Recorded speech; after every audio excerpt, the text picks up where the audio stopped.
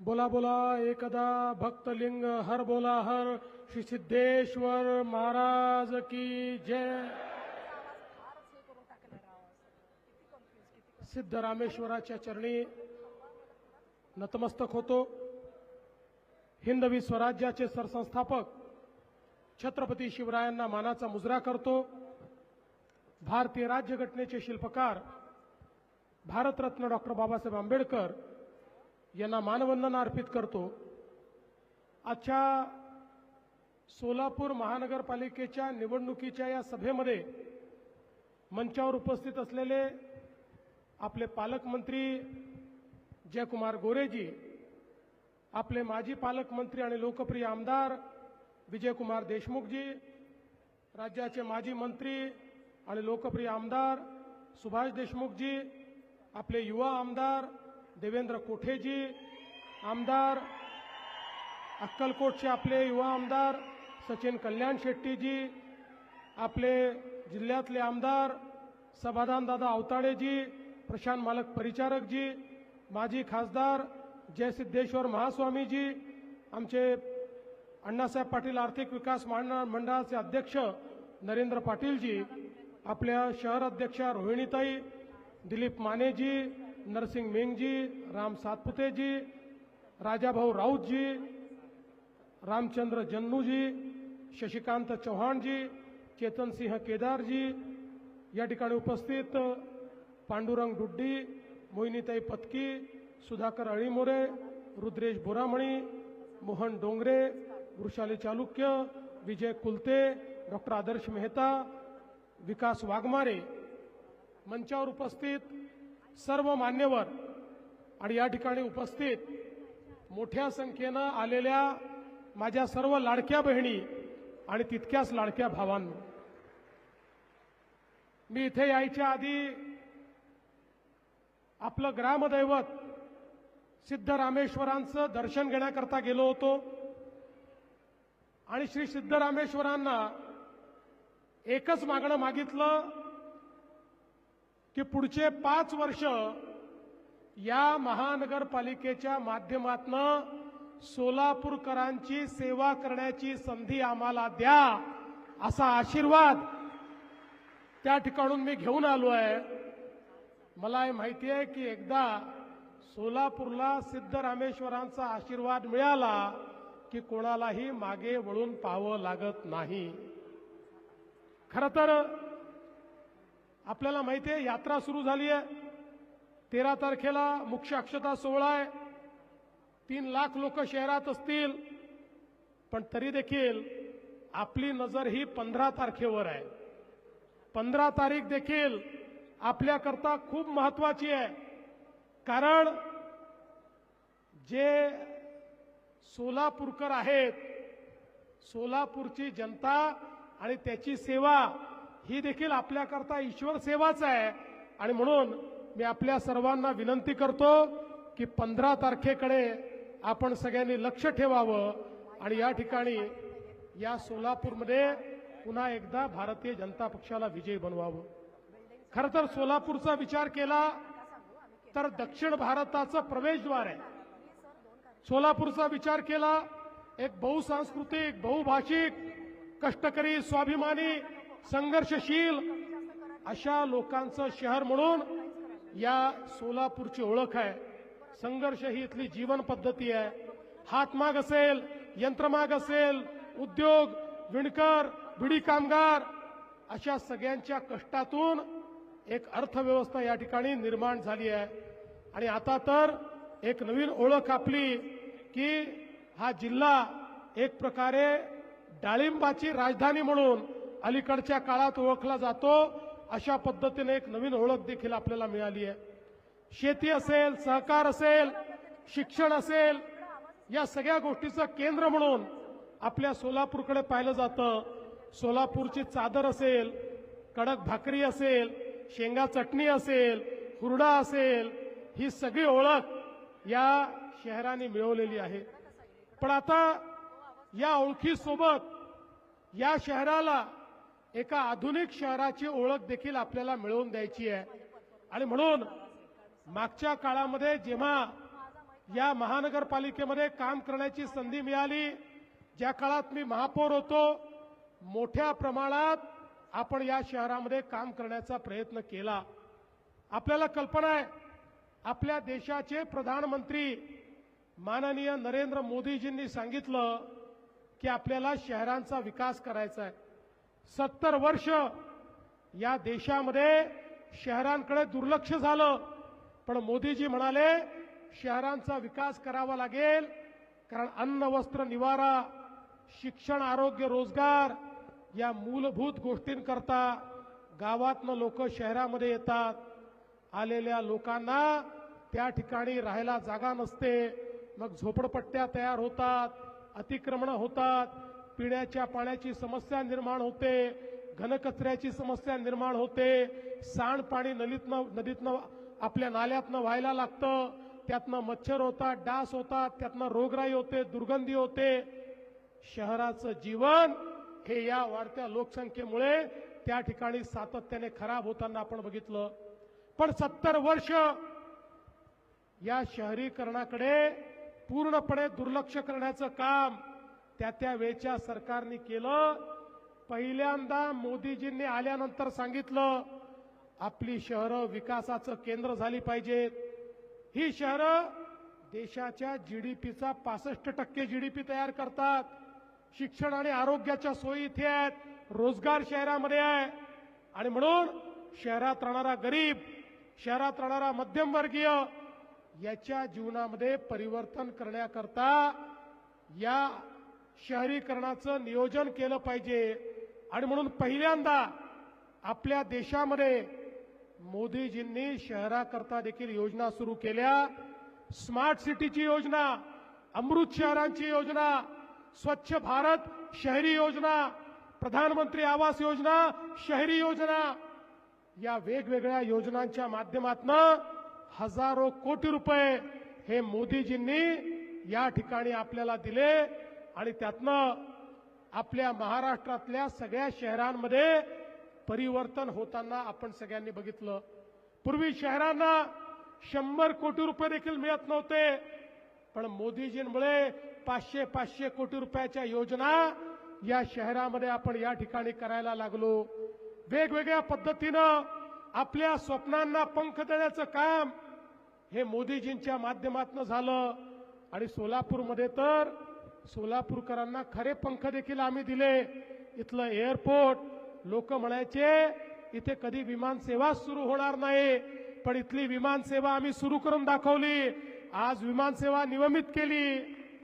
पुढच्या टप्प्यामध्ये या ठिकाणी नाईट लँडिंगची व्यवस्था देखील आम्ही करणार आहोत.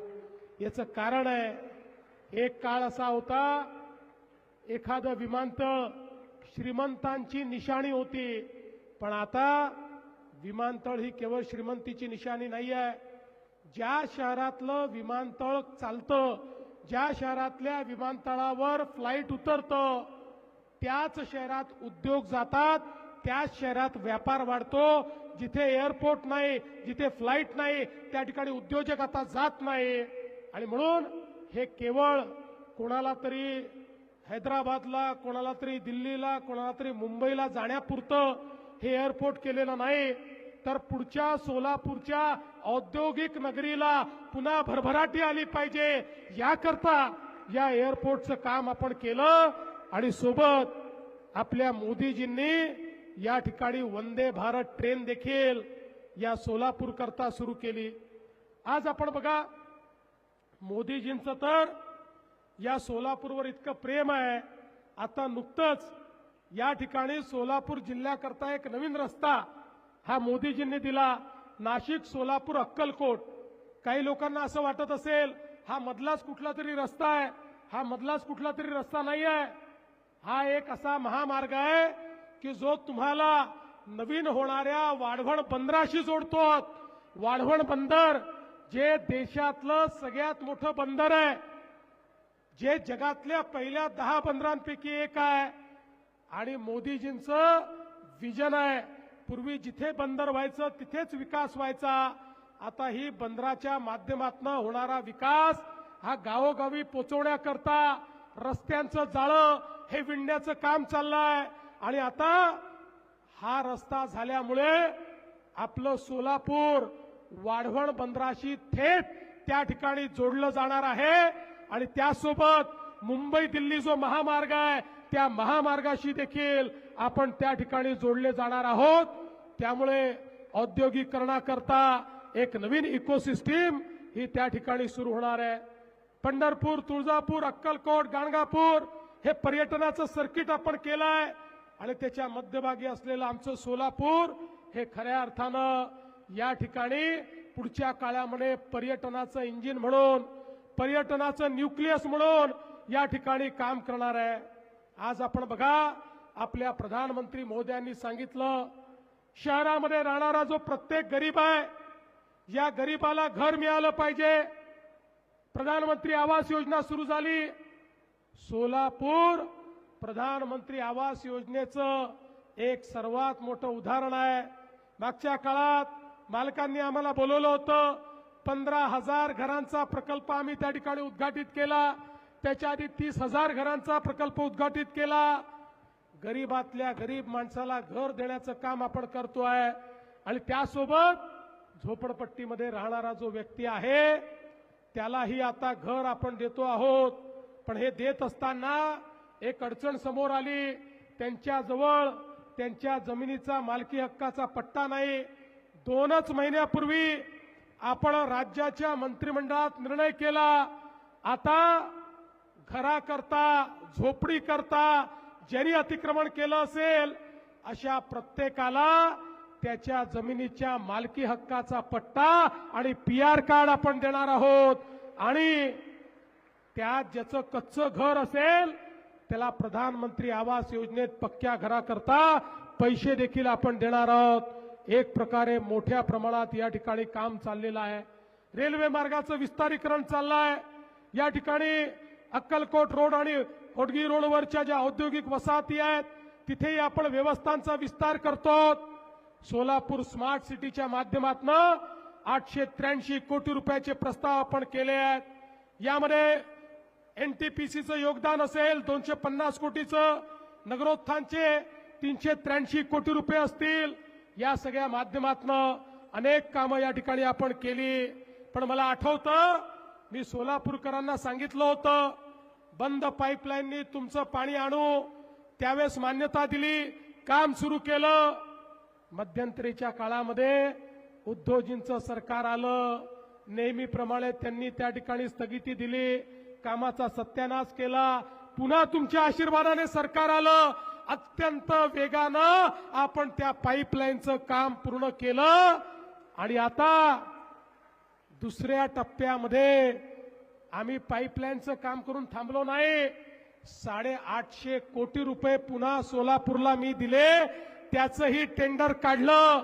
सोलापूरकरांना माझा शब्द आहे, आमच्या या टेन्युअरमध्ये सोलापूरच्या प्रत्येक घरामध्ये दररोज पिण्याचं स्वच्छ पाणी आणल्याशिवाय आम्ही आता थांबणार नाही।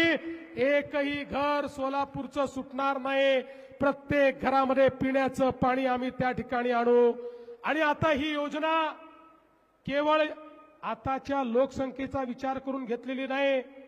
2057 साली या शहराची जी लोकसंख्या असेल त्या लोकसंख्येला पुरेल इतकं पाणी या योजनेच्या माध्यमातून आजच आपण या ठिकाणी आणतो आहोत, म्हणजे पुढच्या काळात कधीच सोलापूरला प्रश्न येणार नाही। मलनिस्सारणाचा प्रकल्प या ठिकाणी आपण दिला, 442 कोटी रुपये त्याकरता दिले। विद्यमान मलनिस्सारण व्यवस्थेत सुधारणा आपण करतो, 187 कोटी रुपये त्याला दिले। शिवछत्रपती महाराजांचा चौक, रूपा Bhavani Chowk, Indiranagar, Shandar Chowk, Molali Chowk, camp, Sangameshwar college, railway station, Mahatma Gandhi प्राणी संग्रहालय, लिमयवाडी, रामवाडी, विजापूर रोड, आसरा या सगळ्या भागामध्ये मोठ्या प्रमाणात हा विस्तार आपण सुरू केलेला आहे। आणि सोबतच स्ट्रॉम वॉटर ड्रेन करता 99 कोटी रुपये आपण दिले। सोलापूर शहरामध्ये अंतर्गत रस्ते करण्याकरता 227 कोटी रुपये आपण दिले। आणि त्यासोबत माननीय प्रधानमंत्र्यांनी आपल्या सोलापूरला 100 ई बसेस देखील दिलेल्या आहेत आणि त्याच्या चार्जिंग स्टेशनचं काम एका महिन्यामध्ये आपण या ठिकाणी पूर्ण करतो। आता या ठिकाणी इंदिरा गांधी स्टेडियमचं आधुनिकीकरण झालंय। मोठ्या प्रमाणात जुन्या चाळी ज्या आहेत या चाळींच्या पुनर्विकासाच्या संदर्भात आपल्याला कल्पना आहे, उद्धवजींच्या काळात काही चुकीचे निर्णय झाले, ते निर्णय देखील आम्ही या ठिकाणी बदलणार आहोत आणि त्यांच्याही विकासाला मोठ्या प्रमाणात चालना देण्याचं काम आम्ही करणार आहोत। आणि सगळ्यात महत्त्वाचं, आमच्या तरुणाईची इच्छा होती या सोलापूरमध्ये आयटीचा पार्क झाला पाहिजे। आयटी पार्ककडे वाटचाल सुरू झाली, जागा निश्चित झाली, जागा अलॉट करून त्या ठिकाणी एक आधुनिक आयटी पार्क तयार करून सोलापूरच्या तरुणांना याच सोलापूरमध्ये काम आपण मिळवून देणार आहोत। बंधू भगिनींनो, आपल्याला सोलापूरचं चित्र बदलायचं आहे। आम्ही काही केवळ कोणाला महापौर बनवण्याकरता, कोणाला नगरसेवक बनवण्याकरता या ठिकाणी निवडणुकीत उतरलेलो नाही। सामान्य माणसाच्या जीवनामध्ये परिवर्तन घडवण्याकरता या ठिकाणी उतरलो। या यंत्रमाग नगरीमध्ये आमच्या यंत्रमागाच्या सगळ्या उद्योगाला त्या ठिकाणी वेगवेगळ्या सवलती देऊन पुन्हा एकदा त्याला उभारी कशी येईल या संदर्भात जो पॅटर्न आपण इचलकरंजीला केला, तोच पॅटर्न आता या ठिकाणी देखील आपण केल्याशिवाय पुढच्या काळामध्ये राहणार नाही, हे सांगण्याकरता मी आलो आहे। बंधू भगिनींनो, आम्ही केवळ आश्वासन देणारे लोक नाही आहोत, करणारे लोक। तुम्ही बघा, तुमच्या आशीर्वादानं मागच्या विधानसभेच्या निवडणुकीमध्ये पूर्ण बहुमताने आपलं सरकार आलं। एकट्या भाजपला अभूतपूर्व अशा 137 जागा मिळाल्या। लगेच काही लोक म्हणायला लागले, आता भाजपवाल्यांना इतक्या जागा मिळाल्या, आता यांना कोणाची आवश्यकता नाही, त्यामुळे पहिलं काम हे करतील, लाडकी बहीण योजना बंद करतील। लाडक्या बहिणींनो, 1 वर्षापेक्षा जास्त कालावधी झाला, लाडकी बहीण योजना बंद झालेली नाही। आणि तुम्हाला मी सांगतो, जोपर्यंत तुमचा देवाभाऊ मुख्यमंत्री आहे तोपर्यंत लाडकी बहीण योजना ही कधीच बंद होणार नाही। पण या ठिकाणी पालकमंत्री महोदय, देशमुख मालक, आमदार साहेब, सगळ्यांना तुम्हाला माझी विनंती आहे, आता यापुढे माझ्या लाडक्या बहिणींना केवळ लाडकी बहीण ठेवू नका। या लाडक्या बहिणीच्या भरोशावर पुन्हा एकदा तुम्हाला विजय मिळणार आहे आणि विजय मिळाल्यानंतर माझ्या लाडक्या बहिणींना लखपती दीदी करा, लखपती दीदी। आपल्या मोदीजींनी लाडक्या बहिणींकरता लखपती दीदीचा कार्यक्रम दिलेला आहे। महाराष्ट्रामध्ये 50 लाख लाडक्या बहिणींना ऑलरेडी आम्ही लखपती दीदी केलाय। पुढच्या 4 महिन्यात हा आकडा 1 कोटीपर्यंत जाणार आहे। त्यामुळे यानंतर महानगरपालिकेत मेयर बसल्यानंतर जेव्हा जेव्हा सोलापूरला येईल, मी महापौरांना, नगरसेवकांना, आमदारांना, पालकमंत्र्यांना काय कामं झाली हे विचारीन, पण त्यात सगळ्यात पहिल्यांदा विचारीन माझ्या सोलापूरमधल्या किती लाडक्या बहिणींना तुम्ही लखपती दीदी केलं, याचा मला पहिल्यांदा हिशोब द्या आणि मग पुढे काय मागायचं आहे ते मला मागा। कारण या माझ्या लाडक्या बहिणी पुढच्या काळामध्ये अर्थव्यवस्थेला चालना देणार आहेत।